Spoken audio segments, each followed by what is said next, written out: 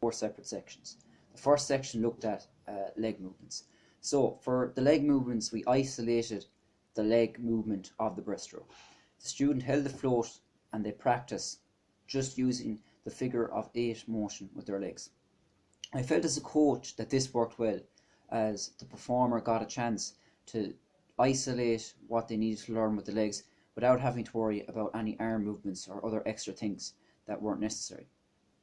To do this, they went a certain distance using only their legs, concentrating on the circle of 8 motion. The second area we looked at was the arm movements. To do this, I actually depicted an image of the student reaching out to get an ice cream cone and then dragging it back in as if they were to eat it. This got the student to do the motion of the arm movement for the breaststroke technique using a creative image that they could understand. The student at first could not comprehend the motion, but after a while, when this image was explained to her, she got it completely, and it really helped her understand and later on to practice the movement.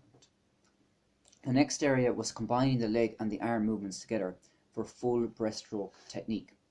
This involved a test of the student going from one end of the pool to the other using the breaststroke technique.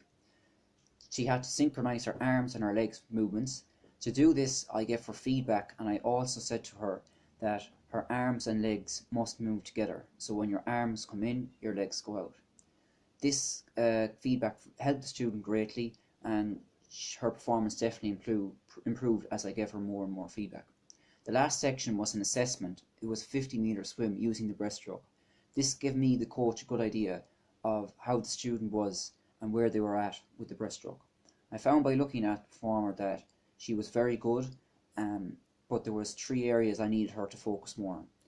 I thought that her leg movements weren't as fluid as I would like them.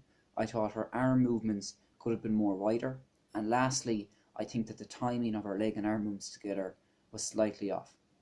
To improve this for the next day, on reflection, I think I would focus more on synchronizing the arm and leg movements together.